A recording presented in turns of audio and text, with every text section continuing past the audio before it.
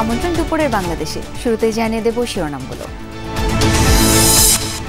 আশুলিয়ায় লাশ পোড়ানো মামলার বিচার শুরু, রাজসাক্ষী হতে চান এসআই আফজালুল। গুমের অভিযোগ নিয়ে ট্রাইব্যুনালে সাইদির মামলার সেই সুখরঞ্জন। আমি সাইদি সাহেবের যে সত্য সাক্ষী নিয়ে আমি একবার এই অভিযোগে আমাকে বন্দি অপহরণ করছে, সেই সাক্ষী আমি সত্য সাক্ষী দিতে নিয়ে আসছি। প্রার্থী তালিকা যাচাই বাছাই চলছে ডাকসু নির্বাচনে, চূড়ান্ত তালিকা ঘোষণা মঙ্গলবার। ডাকসুতেও শেষ দিন চলছে মনোনয়ন সংগ্রহ জমাদান।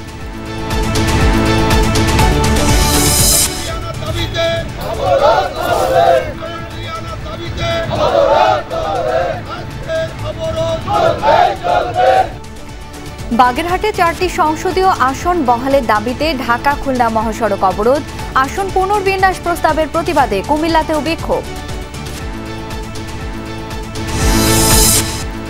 21 আগস্ট গ্রেনেড হামলার রায় 4 সেপ্টেম্বর। রাজনীতির মার প্যাচে প্রকৃত আসামিরা যেন ছাড়া না পায়, তাগিদ বিশ্লেষকদের। লিবিয়া থেকে উদ্ধার হওয়া 175 বাংলাদেশি ফিরলেন ঢাকায়। ডিটেনশন সেন্টারে থাকা অমানবিক অভিজ্ঞতা উঠে এলো বর্ণনায়। 1 মাস 10 দিন জেল খাটার পরে আমাদেরকে আজকে বাংলাদেশ এম্বাসির মাধ্যমে কালকে ফ্লাইট হয়েছে আমাদের। এটা 26 সালের মেয়াদ এখনো আছে, কিন্তু আমাকে ধরে ফেলছে।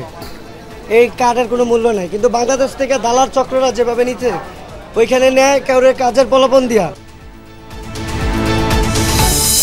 দুর্বল ব্যাংক একীভূতকরণ নিয়ে সরকারের সাথে চলছে কেন্দ্রীয় ব্যাংকের আলোচনা, সম্মতি পেলেই শুরু হবে আনুষ্ঠানিক প্রক্রিয়া।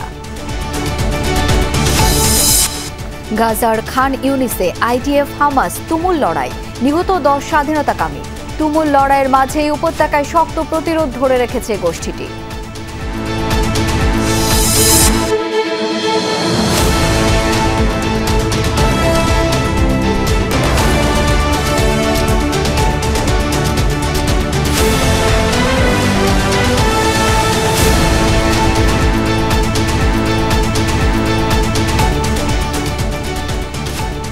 দেখছিলেন শিরোনামগুলো। এছাড়াও দেশ বিদেশের আরও খবর নিয়ে দুপুরের বাংলাদেশে আপনাদের সাথে থাকছি আমি শাওন দত্ত। 21 আগস্ট গ্রেনেড হামলা মামলার রায় আগামী 4 সেপ্টেম্বর। পঞ্চম দিনের শুনানি শেষে ইন্ডিয়া হাইকোর্টে ব্রিফিং করছেন আইনজীবীরা। দর্শক, আমরা এখন সরাসরি চলে যাচ্ছি সেই ব্রিফিংয়ে। এর মধ্যে এমন কোনো সাক্ষী নাই যে তার ওনার কথা বলেছে। শুধুমাত্র টর্চার করে যে স্বীকারোক্তি আদায় করা হয়েছে সেই স্বীকারোক্তিতে, এবং সেই স্বীকারোক্তিগুলো প্রত্যেকটা স্বীকারোক্তি আবার আসামিরা তাদের যে মুফতি হান্নান তার জীবদ্দশায় এবং অন্যান্য আসামিরা এই স্বীকারোক্তিগুলি প্রত্যাহার করেছেন। এই স্বীকারোক্তিতে 2-1 স্বীকারোক্তিতে ওনার নাম এসেছে, এছাড়া ওনার বিরুদ্ধে কোনো কিছু নাই। তো আমরা এটা দেখি আদালতকে শুধু আপনার যারা এপিল করেছেন তারা না, এবং অ্যাবসেন্ট যারা ছিলেন তাদের পক্ষেও আমরা আদালতে নিবেদন করেছি, এবং অত্যন্ত আমরা মাননীয় আদালতের কাছে কৃতজ্ঞ যে ধৈর্য সহকারে, অত্যন্ত পেশেন্স নিয়ে, অত্যন্ত টলারেন্স নিয়ে মাননীয় আদালত দীর্ঘদিন আমাদের এই আপিলটা শুনলেন, এবং আজকে আপিল শুনানি শেষ হয়েছে। আগামী 4 সেপ্টেম্বর 2025 ওই দিন এই মামলা রায়ের জন্য দিন ধার্য করা হয়েছে। আমরা আবারও আমি আল্লাহ রাব্বুল আলামিনের দরবারে শুকরগুজার করছি যে এটা অত্যন্ত কষ্ট এবং পরিশ্রমের কাজ ছিল, আমার একার পক্ষে সম্ভব হতো না। এখানে এই ডিফেন্স টিমে আমার বন্ধুরা, আমার ডাইনে বায়ে যারা আছেন, আপনাদের থেকে যে সহযোগিতা পেয়েছি এই সহযোগিতা আমি কৃতজ্ঞ চিত্তে স্মরণ করছি, এবং আমরা আল্লাহ রাব্বুল আলামিনের কাছে এই প্রার্থনা করব, নিরপরাধ যে মানুষগুলো ইনক্লুডিং মিস্টার তারেক রহমান, যাদেরকে অন্যায়ভাবে এই মামলায় ফাঁসি দেওয়া হয়েছিল, যাবজ্জীবন দেওয়া হয়েছিল, যারা বছরের পর বছর কন্ডেম সেলে ছিলেন, যারা প্রায় 18 বছর, 16 বছর, 17 বছর, 18 বছর যারা জেলে ছিলেন। আজকে আমাদের আব্দুল সালাম পিন্টু সাহেব একটু আগে কোর্টে এসছেন, এই ভদ্রলোক 17 বছর জেলে ছিলেন। লুৎফুজ্জামান বাবর সাহেব প্রায় 16-17 বছর, 18 বছর জেলে ছিলেন। কাজেই আমরা হাইকোর্ট বিভাগে যেই রায় ছিল খালাসের, সেই রায় যাতে বহাল থাকে এইভাবে আমরা নিবেদন করেছি, এবং আমরা আশাবাদী, সর্বোপরি আমরা আল্লাহ রাব্বুল আলামিনের কাছে করজোড়ে আমরা প্রার্থনা করি যেন এই খালাসের রায় বহাল থাকে, এবং আমরা আশা করি যে এই খালাসের রায় বহাল থাকবে। জুলাই অভ্যুত্থানে আশুলিয়ায় 6 জনকে পুড়িয়ে দেয়া এবং 4 আগস্ট একজনকে হত্যা মামলার অভিযোগ গঠন করা হয়েছে। বিচার শুরুর আদেশ দিয়েছেন আন্তর্জাতিক অপরাধ ট্রাইব্যুনাল 2। হত্যা মামলার সূচনা বক্তব্য সাক্ষ্য গ্রহণ 14 সেপ্টেম্বর। এই মামলায় রাজসাক্ষী হতে আবেদন করেছেন মামলার আসামি এসআই শেখ আফজালুল হক। সকালে এই মামলায় গ্রেপ্তার 8 আসামিকে হাজির করা হয় ট্রাইব্যুনালে। মামলায় 16 জনকে আসামি করা হয়েছিল। এর মধ্যে সাবেক সংসদ সদস্য সাইফুল ইসলাম সহ 8 জন পলাতক। তাদের পক্ষে এরই মধ্যে আইনজীবী নিয়োগ দিয়েছেন ট্রাইব্যুনাল। এছাড়া চানখারপুলে 6 জন হত্যার অভিযোগে মামলার আন্তর্জাতিক অপরাধ ট্রাইব্যুনাল 1-এ চতুর্থ দিনের সাক্ষ্য গ্রহণ চলছে। সাক্ষী দেবেন 2 জন। এর আগে এই মামলায় 6 জন সাক্ষ্য দিয়েছেন।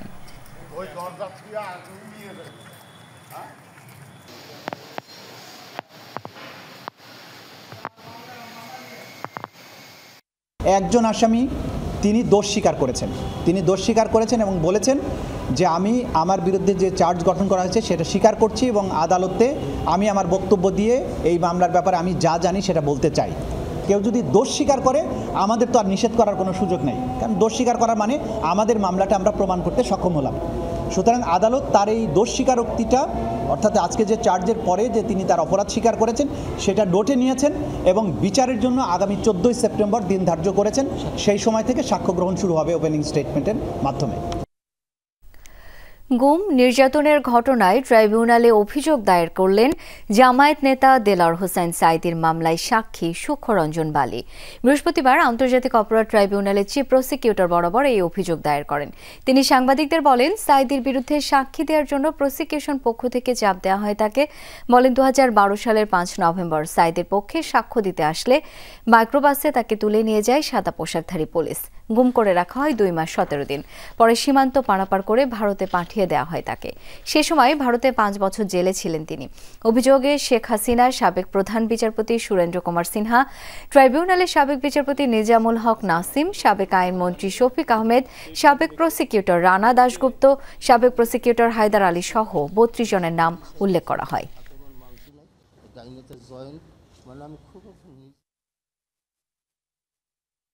সে যখন এমপি ছিল আমার মায়ের কোলে বসবাস করছে, সেই রকম সে একটা ভালো লোক ছিল।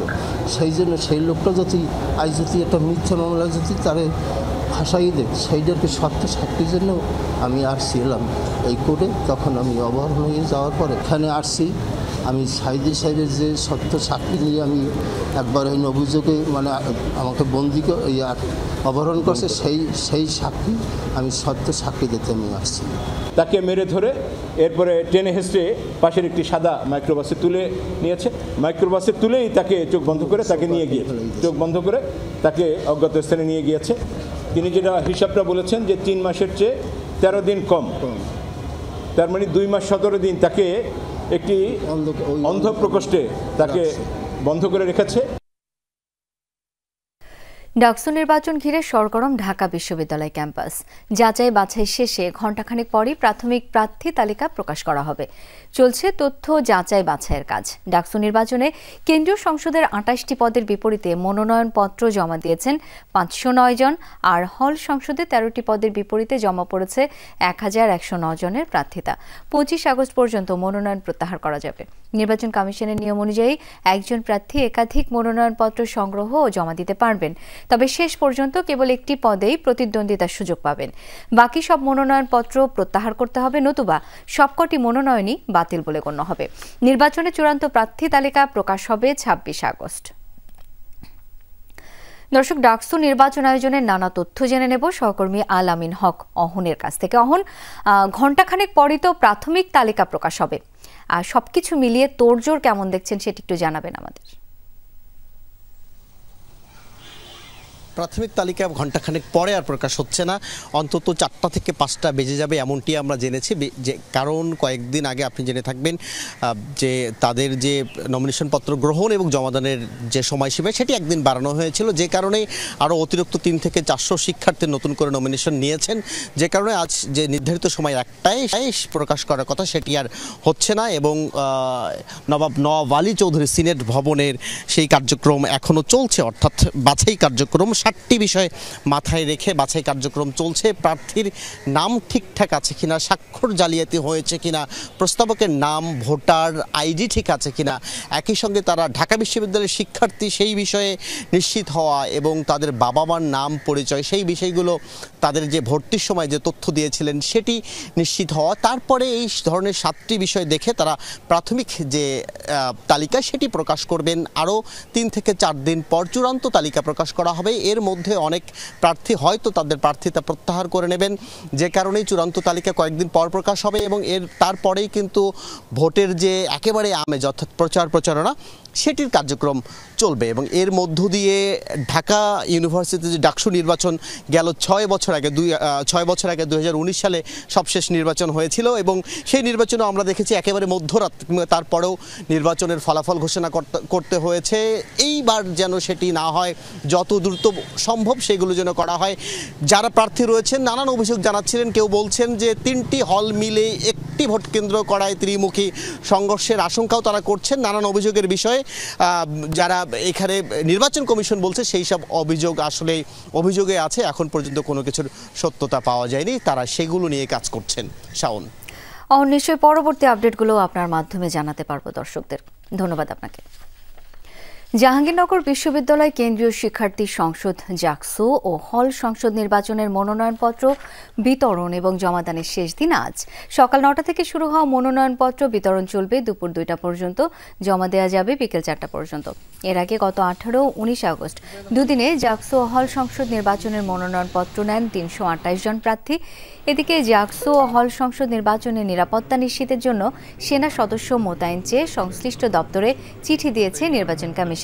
আগামী 11 সেপ্টেম্বর জাকসু নির্বাচনের ভোট নেওয়া হবে। দীর্ঘ 33 বছর পর হতে যাওয়া এই নির্বাচনে ভোটার 11,919 জন। দর্শক, এ পর্যায়ে জাহাঙ্গীরনগর বিশ্ববিদ্যালয় থেকে যুক্ত হচ্ছেন সহকর্মী মাহফুজুর রহমান নিপু। আজকে কতজন মনোনয়নপত্র নিয়েছেন, সার্বিক অবস্থায় বা কি, আগ্রহী প্রার্থীরা কি বলছেন, জানাবেন বিস্তারিত।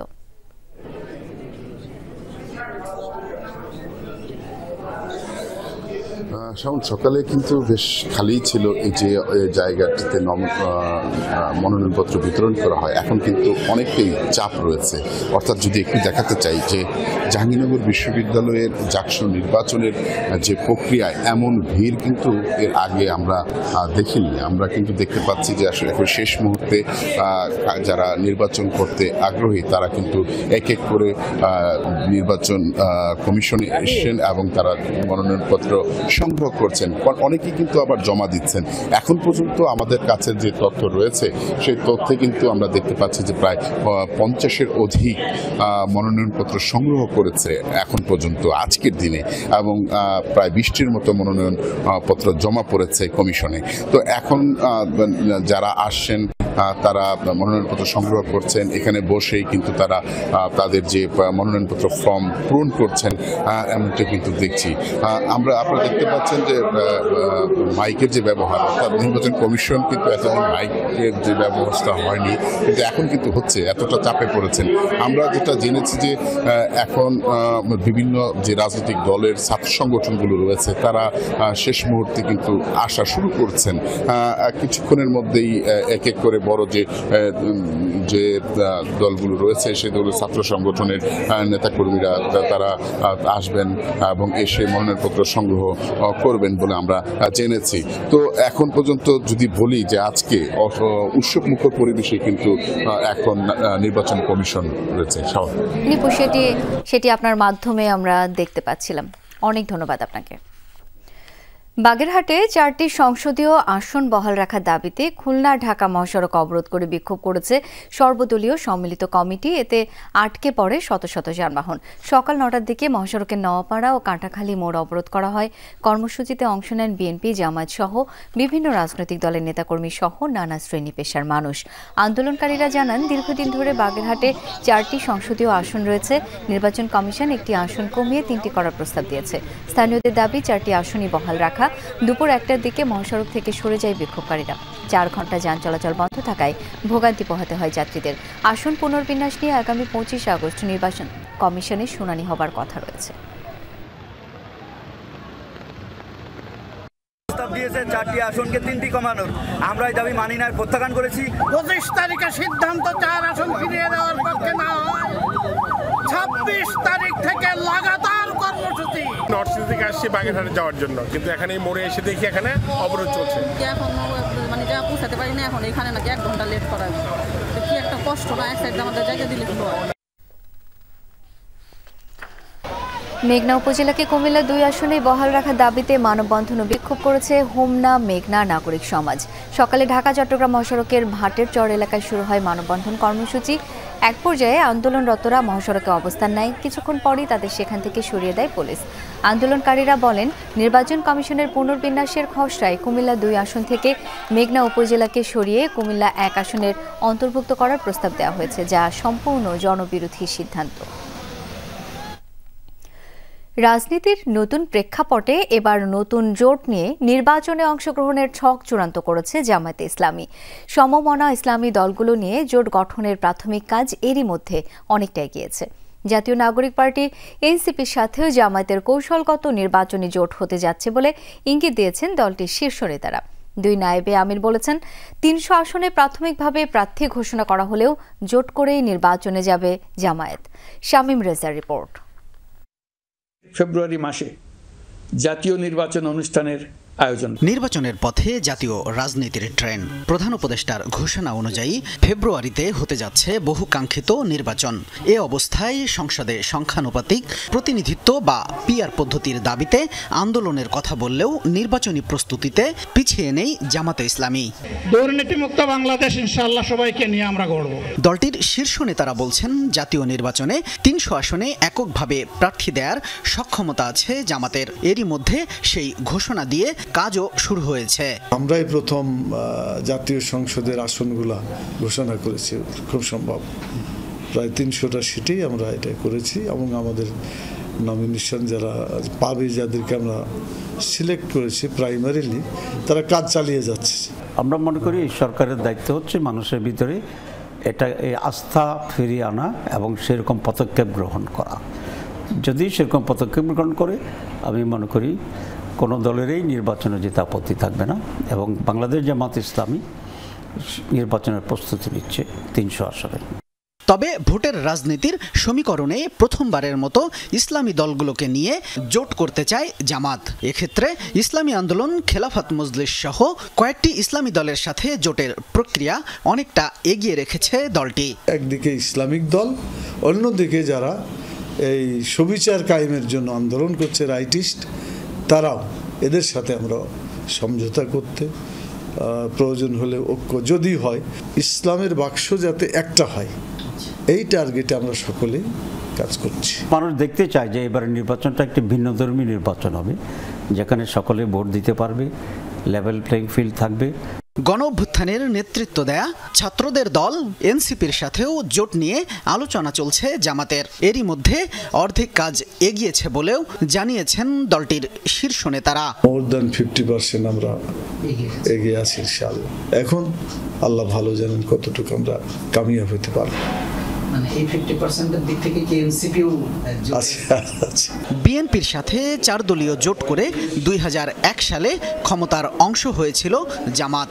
2008 সালের নির্বাচনী জোটেও ছিল বিএনপির শরিক। তবে নতুন রাজনৈতিক পরিস্থিতিতে জামাত এবার নির্বাচনে নিজেদের রাজনৈতিক সক্ষমতার প্রমাণ দিতে চায়। বিএনপির সাথে নির্বাচনী কোনো সমঝোতা জামাতের হতে পারে কিনা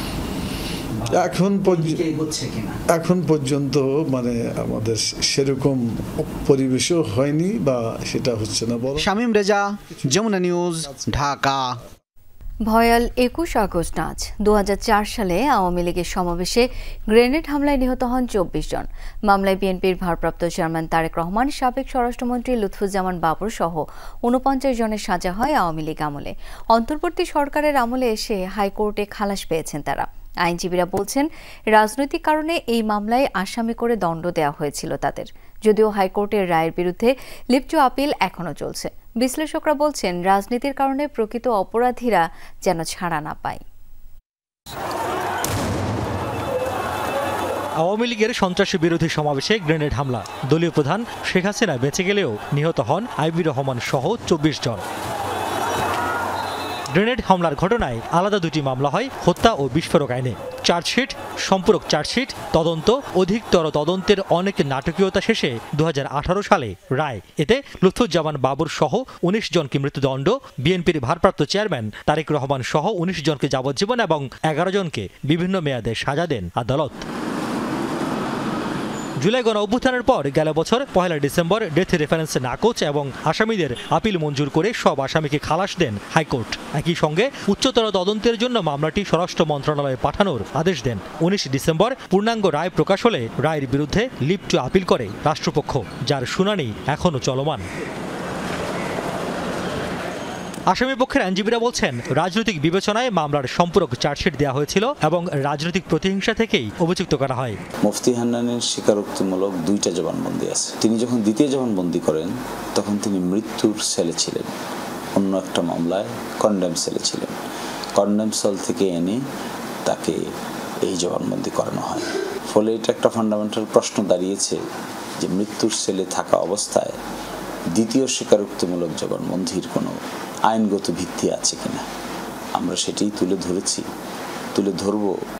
সমাজ ও অপরাধী নিয়ে গবেষণা করেন ঢাকা বিশ্ববিদ্যালয়ের শিক্ষক ডক্টর তহিদুল হক। তার সতর্কবাণী, রাজনৈতিক বাহাসে আসল অপরাধী যেন ছাড় না পায়। 21শে আগস্টের যে ঘটনা, এটি তো বানানো কোনো ঘটনা না, ঘটনাটি তো ঘটেছে।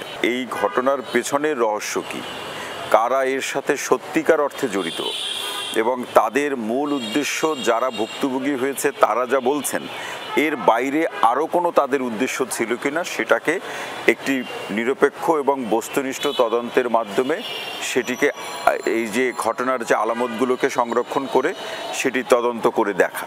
এমন পরিস্থিতি সমাজ ও রাজনীতিতে দুর্বৃত্তদের বেপরোয়া করবে বলে শঙ্কা প্রকাশ করেন এই গবেষক। এই ধরনের অস্থির রাজনীতিকে কেন্দ্র করে জনগণের আচরণের মধ্যে অসহিষ্ণুতা থাকবে। রিয়াজ রায়হান, যমুনা নিউজ, ঢাকা। লিবিয়া থেকে 175 বাংলাদেশি দেশে ফিরেছেন। লিবিয়ায় অবস্থিত বাংলাদেশ দূতাবাস, পররাষ্ট্র মন্ত্রণালয় এবং আন্তর্জাতিক অভিবাসন সংস্থা IOM এর সহযোগিতায় তাদের দেশে ফেরানো হলো। ভোর 6টার দিকে বুরাক এয়ারের একটি ফ্লাইটে হযরত শাহজালাল আন্তর্জাতিক বিমানবন্দরে পৌঁছান তারা। ইমিগ্রেশনে কিছু আনুষ্ঠানিকতা শেষে বিমানবন্দর থেকে বেরিয়ে আসেন লিবিয়া ফেরত ব্যক্তিরা। তারা ছিলেন বেনগাজির গানফুদা ডিটেনশন সেন্টারে। জানান, দালালদের খপ্পরে পড়ে অবৈধভাবে ইউরোপ যাওয়ার পথে তারা লিবিয়ায় প্রবেশ করেন। অনেকেই সেখানে নানা সময় অপহরণ ও নির্যাতনের শিকার হন। পরে ট্রিপোলির বাংলাদেশ দূতাবাস এবং আন্তর্জাতিক অভিবাসন সংস্থা IOM এর সহযোগিতায় এসব বাংলাদেশি দেশে ফিরেছেন। হযরত শাহজালাল আন্তর্জাতিক বিমানবন্দরে তাদের অভ্যর্থনা জানান IOM এর কর্মকর্তারা।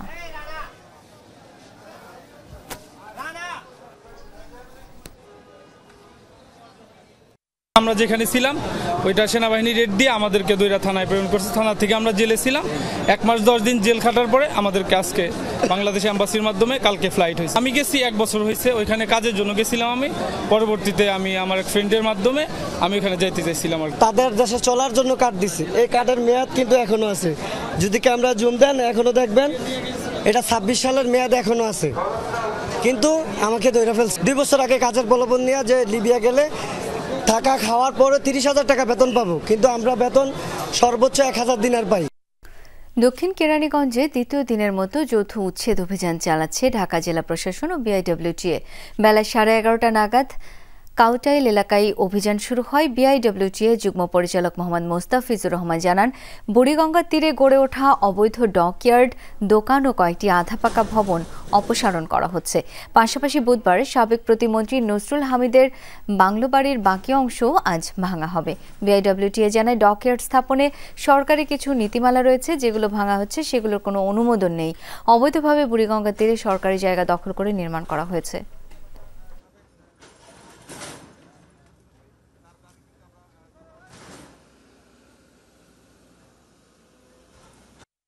এই পর্যন্ত আমাদের আজকে আরও কিছু স্থাপনা, আমাদের কিছু ডকইয়ার্ড আছে, এই ডকইয়ার্ডগুলো আমরা উচ্ছেদ করেছি। আমরা আরও কিছু ডকইয়ার্ড আছে, সেগুলো আমরা উচ্ছেদ করব। আমরা পরবর্তীতে আরও উচ্ছেদ প্রোগ্রাম নিচ্ছি। নদীর তীরে যতগুলি অবৈধ স্থাপনা আছে, আরও কিছু স্থাপনা 5 আগস্টের পরে গড়ে উঠেছে, এগুলো আমরা ভেঙে দেবো। মাইকিং করা হয়েছে এবং নোটিশ দেওয়া হয়েছে, তারা কিন্তু এই সমস্ত স্থাপনা কিন্তু সরিয়ে নেয়নি, যার ফলে আমরা আজকে তাদেরকে উচ্ছেদ আওতায় নিচ্ছি। মেসেজ হচ্ছে, দখলদার যত বড়ই হোক, যত শক্তিশালী হোক, আমরা কোনো ছাড় দেব না। ব্যাংক একীভূতকরণের বিষয়ে সরকারের উচ্চ পর্যায়ের সাথে বাংলাদেশ ব্যাংকের আলোচনা চলছে। সরকারের সম্মতি পেলে শুরু হবে একীভূতকরণের আনুষ্ঠানিক প্রক্রিয়া। তবে এই কাজে কি পরিমাণ অর্থের দরকার হবে সেই হিসাব এখনো চূড়ান্ত হয়নি বলে জানিয়েছে বাংলাদেশ ব্যাংক। বিশ্লেষকরা বলছেন, ব্যাংক একীভূতকরণে কালক্ষেপণের সুযোগ নেই, তবে ক্ষতির মাত্রা কমাতে এগোতে হবে সতর্কতার সাথে। নজিরবিহীন লুটপাটে নাজুক অবস্থায় বেশ কয়েকটি বাণিজ্যিক ব্যাংক। গ্রাহকের আমানত ফেরত দেওয়ার সক্ষমতাও হারিয়েছে অনেকে। সবচেয়ে বেশি খারাপ অবস্থায় শরিয়া ভিত্তিক 5টি ব্যাংক। বিতরণ করা ঋণের 50 থেকে 98% খেলাপি এসব ব্যাংকের। সবচেয়ে বেশি খেলাপি ইউনিয়ন ব্যাংকের। এরপরই আছে ফার্স্ট সিকিউরিটি, গ্লোবাল ইসলামী, SIBL এবং এক্সিম ব্যাংক। বাংলাদেশ ব্যাংকের অর্থ সহায়তা নিয়েও ঘুরে দাঁড়াতে পারেনি এসব ব্যাংক। তাই সিদ্ধান্ত হয়েছে একীভূতকরণের।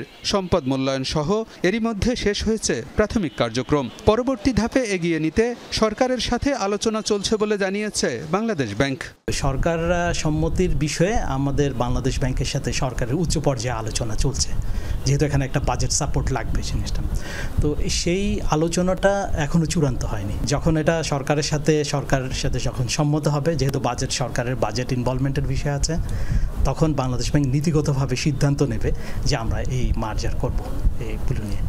তো মার্জার করার সিদ্ধান্ত নেওয়ার পর মার্জার বাস্তবায়নের প্রক্রিয়াগুলো তখন শুরু করা হবে। প্রথম ধাপে একীভূত করা হবে শরিয়া ভিত্তিক 5 ব্যাংক। ধারণা করা হচ্ছে এক্ষেত্রে দরকার হতে পারে 30 থেকে 35 হাজার কোটি টাকা। যদিও এই হিসাব চূড়ান্ত নয় বলে জানিয়েছে বাংলাদেশ ব্যাংক। বাংলাদেশ ব্যাংক যেটা হচ্ছে সেটা হচ্ছে, আমি বলেছি, পর্যালোচনা, প্রক্ষেপণ, তার সিমুলেশন করছে, বিভিন্ন অ্যাজাম্পশনের ভিত্তিতে এই ফিগারটা বের করার চেষ্টা করা হচ্ছে। সেটা সরকারগুলো যেহেতু বলেছে এগুলো অ্যাজাম্পশন বেসড, তাহলে বিভিন্ন বিষয়গুলো পরিবর্তন করে একটা ফিগার দাঁড় করাবে, এবং সেটাই বিষয়ে যখন এটা একটা ফিগারে সরকার সম্মত হবে যে না ঠিক আছে, আমি এই পরিমাণ বাজেট সাপোর্ট থেকে এই পরিমাণ টাকা দিতে পারবো। বিশ্লেষকরা বলছেন, একীভূত করা ছাড়া দুর্বল ব্যাংক ঘুরে দাঁড়ানোর কোনো সুযোগ নেই। তবে ব্যাংক একীভূতকরণের অনেকগুলো ধাপ রয়েছে। প্রতিটা ধাপই সতর্কতার সাথে এগোতে হবে। এজন্য সুনির্দিষ্ট পথনকশা থাকা দরকার বলেও মনে করেন তারা। কিছু প্রক্রিয়াগত ধাপ থাকে, সেগুলোকে বাইপাস করে যাওয়া যায় না। সেগুলি করতেও হয়তো একটা সময় থাকে, সেই সময়টাই হয়তো নেওয়া হচ্ছে। এর মধ্যে কালক্ষেপণের কোনো সুযোগ নাই, কারণ যেহেতু সিদ্ধান্ত হয়ে গেছে সেটা কার্যকর করবে, এবং এটা না করলে আসলে এই ব্যাংকগুলোর স্বাস্থ্য আর পুনরুদ্ধার করা যাবে না। সুস্পষ্ট পথরেখা দিয়ে তারপরে, যাতে কিনা পরবর্তীতে মনে না হয় যে তাড়াহুড়া করলাম, এটার মধ্যে কিছু ত্রুটি রয়ে গেল, কিছু লুপহোলস রয়ে গেল, দুর্বলতা রয়ে গেল, সেটা যাতে না হয়। দুর্বল ব্যাংক একীভূত করার ক্ষেত্রে আমানতের সুরক্ষার পাশাপাশি এসব ব্যাংকের কর্মীদের বিষয়টিও বিবেচনায় নিতে হবে বলে মনে করেন বিশ্লেষকরা। আলমগীর হোসেন, যমুনা নিউজ, ঢাকা। নথি গায়েব করে 146 কোটি টাকার কর ফাঁকির অভিযোগে ঢাকা কর অঞ্চল 5-এর কর কমিশনার আবু সাইদ মোহাম্মদ মুস্তাক সহ 3 কর্মকর্তার বিরুদ্ধে মামলা করবে দুদক। বৃহস্পতিবার সংস্থাটির কমিশন এই মামলার অনুমোদন দেন। দুদকের সহকারী পরিচালক মিনহাজ বিন ইসলাম এই মামলা করবেন। মামলার অন্য আসামিরা হচ্ছেন কর অঞ্চল 5-এর অতিরিক্ত কর কমিশনার গোলাম কবির ও উপ কর কমিশনার লিঙ্কন রায়। দুদক জানায় 2020-21 ও 2021-22 কর বর্ষে ধামসুর ইকোনমিক জোনের কাছে কর দাঁড়ায় 146 কোটি 57 লাখ টাকা। তখন কর কর্মকর্তা বদলি হলে নতুন কর্মকর্তা কর পরিবর্তন করে দেন। এছাড়া মূল কর নির্ধারণী আদেশের নথিও গায়েব করে ফেলা হয়। ঢাকায় এসেছেন পাকিস্তানের বাণিজ্যমন্ত্রী জাম কামাল খান। 4 দিনের সফরে গতরাতে ঢাকা এসে পৌঁছেছেন তিনি। বাংলাদেশ ও পাকিস্তানের মধ্যে দ্বিপাক্ষিক বাণিজ্য অর্থনৈতিক সহযোগিতা জোরদার করাই সফরের লক্ষ্য। বুধবার রাতে তিনি শাহজালাল আন্তর্জাতিক বিমানবন্দরে এসে পৌঁছলে বাণিজ্য উপদেষ্টা শেখ বশির উদ্দিন তাকে স্বাগত জানান। এই সফরে দুদেশের মধ্যে বাণিজ্য বৃদ্ধি, বিনিয়োগের নতুন নতুন ক্ষেত্র চিহ্নিত করার বিষয়ে গুরুত্ব পাবে। সফররত মন্ত্রী 24 আগস্ট পর্যন্ত ঢাকায় অবস্থান করবেন। সফরকালে 4টি সমঝোতা স্মারক সই হবার কথা রয়েছে। সরকারের উচ্চ পর্যায়ের প্রতিনিধি ছাড়াও ব্যবসায়ী সংগঠনের নেতাদের সঙ্গে বৈঠক করার কথা রয়েছে। সফরের অংশ হিসেবে তিনি চট্টগ্রাম বন্দর, ওষুধ শিল্প প্রতিষ্ঠান ও ইস্পাত কারখানা পরিদর্শন করবেন। দখলকৃত পশ্চিম তীরে অত্যন্ত বিতর্কিত বসতি প্রকল্পে চূড়ান্ত অনুমোদন দিয়েছে ইসরায়েল। একই সঙ্গে অবরুদ্ধ গাজা সিটি দখলের পরিকল্পনাও পাশ করেছে নেতানিয়াহু সরকার।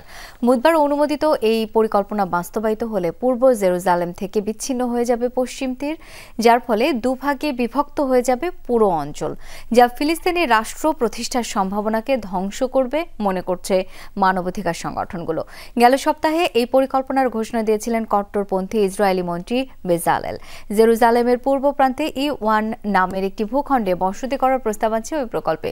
সেখানে ৩৫০০ নতুন অ্যাপার্টমেন্ট বানিয়ে বসতি আরও বিস্তৃত করার পরিকল্পনা রয়েছে ইসরায়েলের।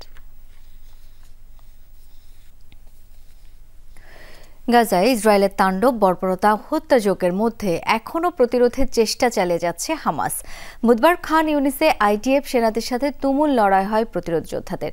তেল আবিবের দাবি 10 হামাস সদস্য নিহত হয়েছে সেখানে। IDF সেনারাও হতাহতের শিকার বলে দাবি ফিলিস্তিনি স্বাধীনতাকামী গোষ্ঠীটির।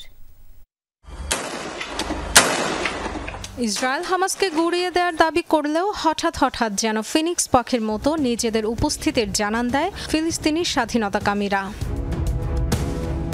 বুধবার স্থানীয় সময় সকাল 9টার দিকে খান ইউনিসের দক্ষিণে ইসরায়েলি সেনাদের একটি ঘাঁটিতে অভিযান চালায় হামাস যোদ্ধারা। তেল আবিবের দাবি, টানেল থেকে বেরিয়ে আসে 18 জনের একটি দল। হামলা চালায় IDF সেনাদের ওপর। মেশিন গান দিয়ে গুলি এবং ট্যাঙ্ক বিধ্বংসী রকেটও ব্যবহার করে যোদ্ধারা।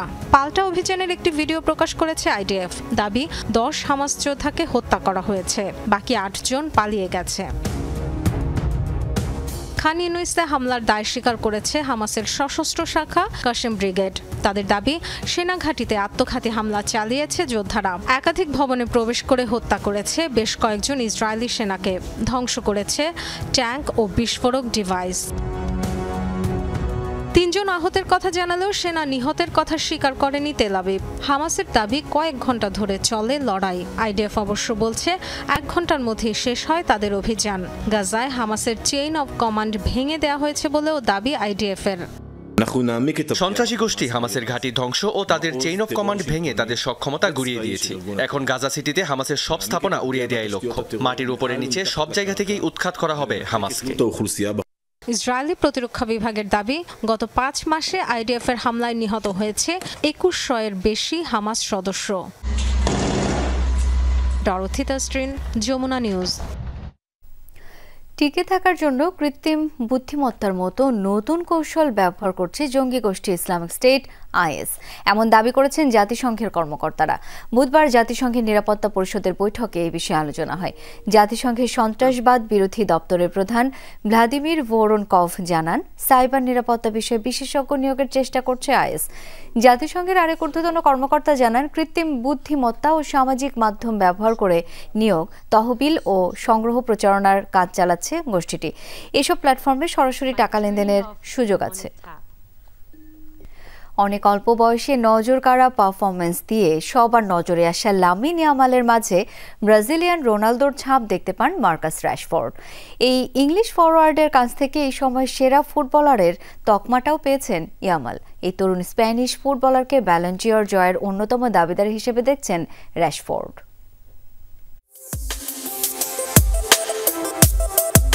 এই তো কিছুদিন হলো নাম লিখিয়েছেন বার্সেলোনায়। জালের দেখা না পেলেও দুর্দান্ত পারফরমেন্সে অভিষেক জয় দিয়েই রাঙিয়েছেন মার্কাস রাশফোর্ড। কাতালানদের সাথে সময় কাটানো বলতে অনুশীলন আর ম্যাচের ওই 25 মিনিট। মায়ার্কোর বিপক্ষে সেই ম্যাচে বা পায়ের বাঁকানো শটে ট্রেডমার্ক গোল করেন লামিনে ইয়ামাল। গোলটি খুব কাছ থেকে দেখেছেন এই ইংলিশ ফরওয়ার্ড। প্রথম ম্যাচের পরেই ইয়ামালের খেলায় মুগ্ধ রাশফোর্ড। ইয়ামালের এমন পারফরমেন্স রাশফোর্ডকে মনে করিয়ে দিয়েছে কেবল ব্রাজিলিয়ান কিংবদন্তি রোনালদোর সেই শুরুর সময়টুকু। তার মতে ইয়ামালের বয়সী এমন প্রতিভাবান ফুটবলার বর্তমানে কেউ নেই। এই বয়সে এতটা তুখুর ছিলেন শুধুমাত্র ব্রাজিলিয়ান কিংবদন্তি রোনালদো। ইয়ামালের যে বয়স, এই বয়সী ফুটবলারদের মধ্যে সবচেয়ে প্রতিভাবান ফুটবলার সে। এই বয়সে মাঠে যতটা প্রভাব সে রাখে এমন কারোর সঙ্গে আমি আগে কখনো খেলিনি। হয়তো রোনালদো নাজারিও ছিলেন। এত কম বয়সে মাঠে এতটা প্রভাব রাখা এবং এতটা ধারাবাহিকভাবে, এটা স্রেফ অবিশ্বাস্য। তার পারফরমেন্স আমাকে সেই ব্রাজিলিয়ানের কথাই মনে করিয়ে দেয়। গত মাসেই 18 বছর পূর্ণ হয়েছে ইয়ামালের। এই বয়সেই তুলনা করা হচ্ছে সেরাদের সাথে। গত বছর বড় ভূমিকা রেখেছেন স্পেনের ইউরো জয়ে। বার্সাকে ঘরোয়া ট্রেবল জেতানোর পাশাপাশি 6 বছর পর কাতালানদের উয়েফা চ্যাম্পিয়ন্স লিগের সেমিফাইনালে তুলতেও অবদান রাখেন এই ফরওয়ার্ড। তাই তো এই তরুণ তারকা ফুটবলারকে ব্যালন ডিওর জয়ের অন্যতম দাবিদার হিসেবে দেখছেন রাশফোর্ড। অবশ্যই সে ব্যালন ডিওর জিততে পারে, যদি এই বছর নাও জেতে ভবিষ্যতে জিতবে। দেমবেলে, রাফিনিয়ারও এটা প্রাপ্য। ওরাও দারুণ মৌসুম কাটিয়েছে, তাই নির্দিষ্ট করে একজনের নাম বলা কঠিন। তবে ইয়ামাল এতটাই প্রতিভাবান যে একদিন ওর হাতে পুরস্কারটা উঠবেই। ইয়ামালের প্রশংসায় পঞ্চমুখ হলেও নতুন ক্লাবে মুগ্ধতা ছড়ানোর চ্যালেঞ্জ রাশফোর্ডের সামনে। সেই চ্যালেঞ্জ নিয়ে নিজেকে প্রমাণ করতে মরিয়া 27 বছর বয়সী এই ফরওয়ার্ড। রিয়ান রাফতি, যমুনা স্পোর্টস। চলতি ক্যারিবিয়ান প্রিমিয়ার লিগের আসরে প্রথমবারের মতো উইকেটের দেখা পেলেন সাকিব আল হাসান।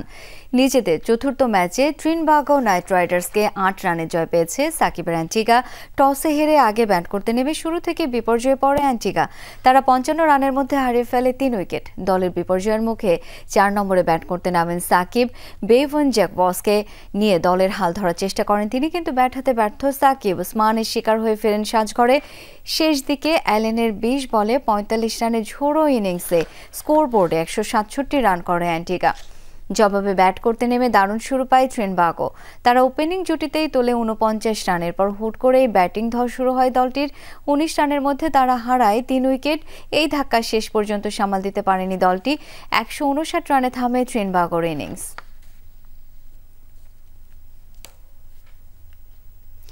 দুপুরের বাংলাদেশের প্রথম ঘণ্টা থেকে আমি শাওন দত্ত বিদায় নিচ্ছি। পরের ঘণ্টার খবর নিয়ে ফিরবেন মৌসুমী আহমেদ লোপা। আমাদের সাথেই থাকুন।